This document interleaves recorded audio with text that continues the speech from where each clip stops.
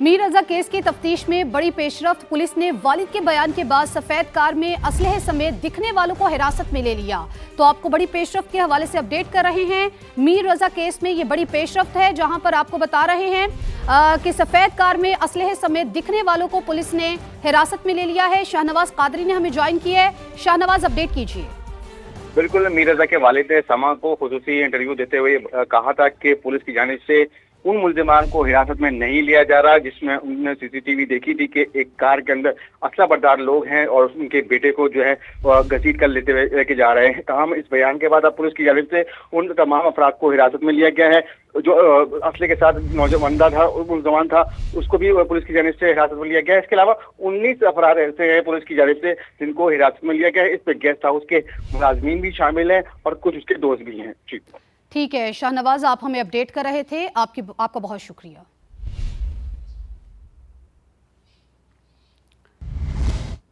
मीर रजा की postmortem report और लाश की तस्वीर सामने आ गई हैं, तो आपको अहम खबर दे रहे हैं। ये अहम पेशरफ्त है। मीर रजा की पोस्टमार्टम रिपोर्ट और लाश की तस्वीर सामने आ गई हैं, तो ये आपको बता रहे हैं ये अहम डेवलपमेंट जिसके हवाले से अपडेट कर रहे हैं।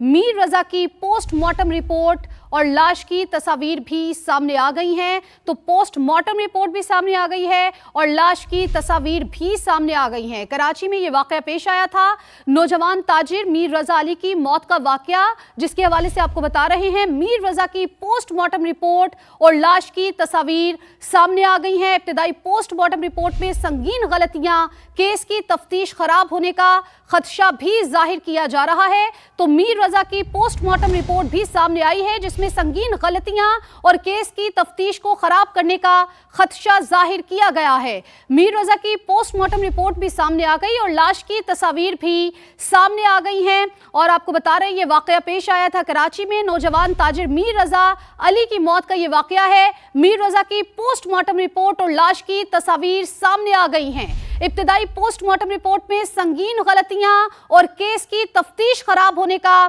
खदशा सामने आया है। तो आपको बता रहे हैं पोस्टमार्टम रिपोर्ट सामने आ गई है जिसमें इंकशाफ किया गया है कि तफ्तीश जो है उसको खराब किया जा रहा है। तस्वीर में लाश की कमर पर गोली का छोटा निशान, सीने पर बड़ा निशान था। रिपोर्ट में यह भी बताया गया है कि गोली की एंट्री का साइज बड़ा है जबकि एग्जिट का साइज छोटा लिखा गया है। तो आपको बता रहे हैं इस बड़ी डेवलपमेंट के हवाले से मीर रजा की पोस्टमार्टम रिपोर्ट और लाश की तस्वीर सामने आ गई हैं। ब्यूरो चीफ कराची असलम खान ने हमें ज्वाइन किया है। असलम, इस हवाले से बताइए क्या डेवलपमेंट सामने आई है?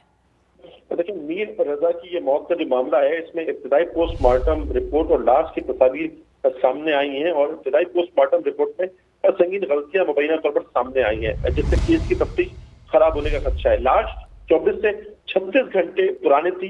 पोस्टमार्टम रिपोर्ट में ऐसा इंकशाफ हुआ है।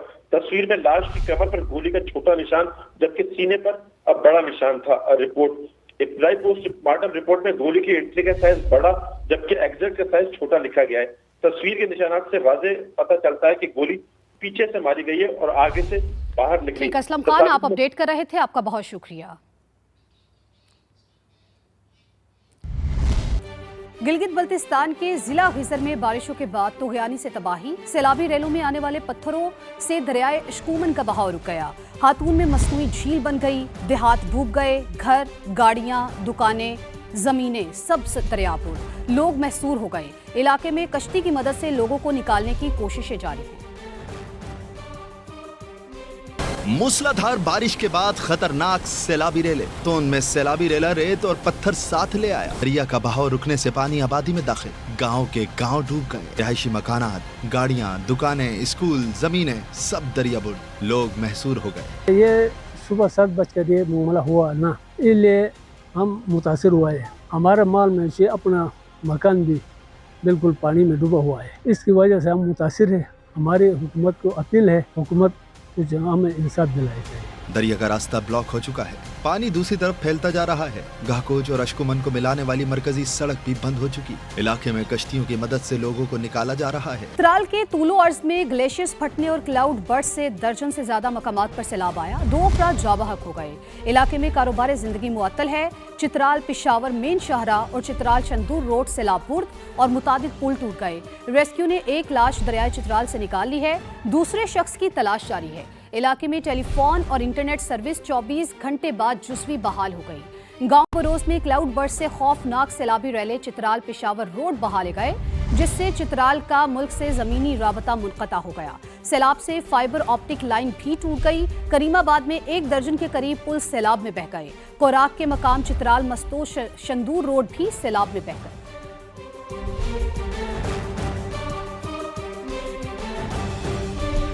आगे बढ़ते आपको बताएं कि आबनाए हुर्मुज़ दोबारा खुलने के हवाले से मुआहिदा कल तय पाने का इम्कान है। अमरीकी वज़ीर ख़जाना स्कॉट बेसेंट का कहना है कि इस वक्त भी आबनाए हुर्मुज़ से मुतादिद जहाज़ गुजर रहे हैं। समुद्री रास्ता खुलने से तवानाई की कीमतों में मज़ीद कमी होगी।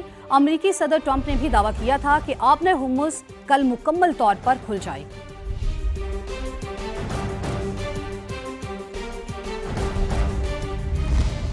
अमरीकी वज़ीर ख़जाना का कल आबनाए हुर्मुज़ खुलने का दावा। आलमी मंडी में खाम तेल की कीमतों में कमी का सिलसिला शुरू हो गया।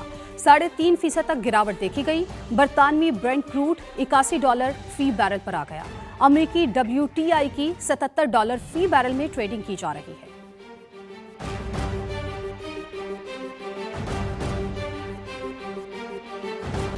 चेयरमैन PTI बैरिस्टर गौहर ने वजीर आजम से एतमाद का वोट लेने का मुतालबा कर दिया है। कहते हैं पहले वजीर दाखिला ने सिस्टम पर सवाल उठाया, अब अहम हुकूमती इत्तेहादी ने वजीर आजम को धांधली ज़दा करार दे दिया। आईनी, कानूनी और उसूली तौर पर हुकूमती ढांचा तबाह हो गया। नजर आ रहा है कि वजीर आजम एतमाद खो बैठे हैं। अहम हुकूमती इत्तेहादी ने भी सवालिया निशान उठाए हैं और वज़ीर आज़म को धांधली ज़दा करार दिया है। ऐसे में वज़ीर आज़म को बिलफोर असम्बली का इजलास बुला करके एतमाद का वोट लेना चाहिए था, जिसमें वो नाकाम। उसने एक लफ्ज़ नहीं बोला। इसका मतलब ये कि वज़ीर आज़म न सिर्फ ये कि सिस्टम बैठ चुका है, बल्कि वज़ीर आज़म एतमाद भी खो चुका है। ऐसे सरकमस्टांसिस में एक नेशनल हुकूमत की अशद ज़रूरत है। नेशनल हुकूमत हो, इलेक्शन की तरफ जाया जाए, ये सिस्टम लपेट लें। इस सिस्टम में जितना भी हुआ आप एतमाद को बैठे। सुबह का एक अवामी मुतालबा रहा है, लेकिन हम नहीं समझते कि इस एतमाद, इस ईवान के पास ये इस्तेकाक है कि इतने कॉम्प्लिकेटेड इशू को और इतने डिस्प्यूटेड इशू पे आगे बढ़ा जाए। कि बहुत ही जो हम्बल बैकग्राउंड से भी एक बंदा आकर अगर वो सरकारी अफसर बन जाता है तो I am really sorry to say, लेकिन मैंने उससे बड़ा फिरौन नहीं देखा। इसी तरह ही है। जैसे ही ताकत मिलती है वो ये भूल जाता है कि उसको एक आम आदमी समझ कर ही ये ताकत दी गई है। और इसी से रिलेटेड एक और मसला ज़हीर अली आपकी तरफ मुझे लाता है। ये हम गंदम मंगवा रहे हैं, चीनी मंगवा रहे हैं और क्या मंगवाएंगे। ऐसा ना हो कि आने वाले टाइम में हम बंदे भी काम करने वाले बाहर से मंगवाना शुरू कर दें। देखें ये अपने बंदों को हम कहीं और एक्सपोर्ट कर दें। ये बड़ी अफसोसनाक बात है, चूँकि गुज़श्ता साल जब इन्होंने चीनी एक्सपोर्ट की थी फिर इंपोर्ट करनी पड़ी Exactly. थी। और इस दफ़ा जो गंदम है उसको 20 लाख मेट्रिक टन सूबों की जानिब से ये कहा गया कि हमारी ज़रूरत है। हालांकि जो IMF के साथ जो नई पॉलिसी बनाई गई थी उसके तहत ये तय हुआ था कि प्राइवेट कंपनी बनाई जाएगी और उस कंपनी के थ्रू सूबे खुद प्रोक्योर करेंगे। अगर वफाक के बेआफ पे करते हैं तो वफाक सिर्फ मेंटेनेंस चार्जेस देगा। अभी जो सूबों ने जो डिमांड शो की है वो रिटर्न नहीं है, वर्बली ये बताया गया। और वफाकी हुकूमत के पास 10 लाख मेट्रिक टन इस वक्त पास्को के पास मौजूद हैं। और जो बुनियादी हमारी ज़रूरत है पूरे एक साल के लिए वो है 31 से 32 मिलियन मेट्रिक टन। और जो इस वक्त स्टॉक मौजूद है और जो पैदावार हुई है उसको अगर कंपेयर करें तो सरप्लस गंदम बचती है। लेकिन सूबों ने स्टॉक नहीं दिया, स्टॉक रिटर्न शो नहीं किया, जिसकी वजह से 10 लाख मेट्रिक टन का मतलब ये है कि $34 करोड़ की आप गंदम बाहर से मंगवाएंगे और उसको फिर जब लोगों को देंगे आके यहाँ पे डिस्ट्रीब्यूट करेंगे। इधर किसान से जो लोकल आपने खरीदी 22 से 2500 पर मन आपने खरीद ली है, अब आप जो बाहर से मंगवा रहे हैं वो बन रही है 5000। उसके लिए एक और काम किया जा रहा है, उसके लिए जितने भी ड्यूटीज़ हैं, टैक्स हैं और सूबाई जो डेवलपमेंट सेस है उसको ख़त्म करके ड्यूटी फ्री किया जा रहा है, ताकि उसको इस काबिल बनाया जाए कि मार्केट में जो गंदम बेची जा रही है उससे ज़्यादा महंगी ना हो। खरीद कहाँ से रहे हैं हम गंदम? खरीद के इंटरनेशनल मार्केट में ओपन टेंडर दिया जाएगा। रशिया, यूक्रेन, कहाँ से? यूक्रेन, रशिया, ये बड़ी मार्केट्स ये हैं और मार्केट्स भी हैं। अब ये फैसला होगा कि लानी कहाँ से। और दूसरी जो चीनी की बात है एक बड़ा मरहला भी रहता है। और चीनी की जो बात है, चीनी शुगर मिल्स एसोसिएशन की जानिब से ये कहा गया कि हमारे पास जो सरप्लस है वो 11 लाख मेट्रिक टन है, यानी कि हमारी जो ज़रूरत है मजमूई तौर पर जो पैदावार है वो 80 लाख मेट्रिक टन के करीब है और हमारी ज़रूरत जो है वो 79 के करीब है और 11 लाख सरप्लस है। उसको हमें इंपोर्ट एक्सपोर्ट करने की इजाज़त दी जाए। पिछले साल ये किया था कि चीनी हुकूमत ने इजाज़त दे दी, फिर जो उसके बाद पता चला कि हमें तो चाहिए हमें चाहिए एक्स्ट्रा, और फिर ये किया कि फिर ड्यूटीज़ और टैक्सेस जो हैं वो माफ़ किए गए बाहर से चीनी मंगवाई और यहाँ जब मार्केट में पहुँची बिलिदा चीनी जब एक्सपोर्ट की गई थी तो 220 रुपये पर केजी तक पहुँची। मुकामी मार्केट में किल्लत पैदा हो गई और फिर जब बाहर से मंगवा के लाई गई उस चीनी का जो रेट था वो भी यहाँ आके 200 रुपये पर केजी पड़ा है। तो ये एक मजाक है। IMF के साथ चीनी का जो मामला तय हुआ है कि वो डीरेगुलेट होगा, चीनी प्राइवेट कंपनियां खुद मंगवाएंगी, हुकूमत का काम नहीं होगा, हुकूमत कारोबार नहीं करेगी। तो इसका मतलब है कि अभी चीनी, गंदम, कोई और भी शय अगर रह गई है तो भी हमें मंडियों की तलाश है कि कहाँ से लानी है, कहाँ भेजनी है, क्या चल रहा है? यही मंडियों की तलाश के चक्कर में आवाम की जो है ना वो महंगाई से बुरा हाल हो जाएगा, क्योंकि इस वक्त आटा जो है 160 रुपये किलो से ऊपर चला गया है और जब आप बाहर से मंगवाएंगे और महंगा हो जाएगा।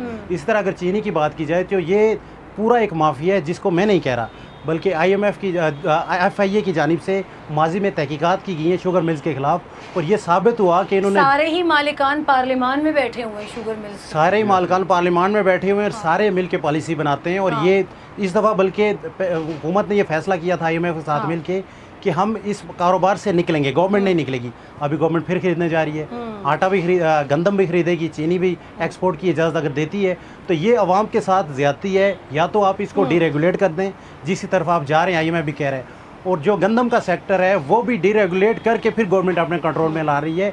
इसका मतलब ये है कि जो $1.5 अरब की या 34 करोड़ डॉलर की जो गंदम एक्सपोर्ट करके मंगवाई जाएगी, इंपोर्ट करके, उसका सारा बोझ आवाम से पूरा करना है। तो महंगाई मजीद बढ़ेगी, आम आदमी के लिए मुश्किलात हो जाएंगी, क्योंकि ये बुनियादी ज़रूरियात है ना। और क्विकली जल्दी से बताएं, मैं सुहेल भाई की तरफ भी जाना है, पेट्रोल की क्या सिचुएशन होने जा रही है अगले 7 दिनों में?